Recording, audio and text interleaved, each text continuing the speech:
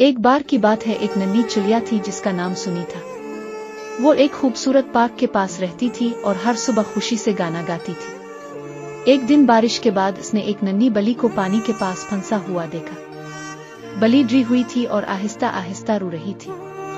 सुनी ने हिम्मत की और मदद करने का फैसला किया। वो जोर जोर से चहचहाने लगी ताकि किसी को बुलाया जा सके। थोड़ी देर बाद एक नेकदिल लड़का आया और बली को आहिस्तगी से उठाकर महफूज जगह पर ले गया।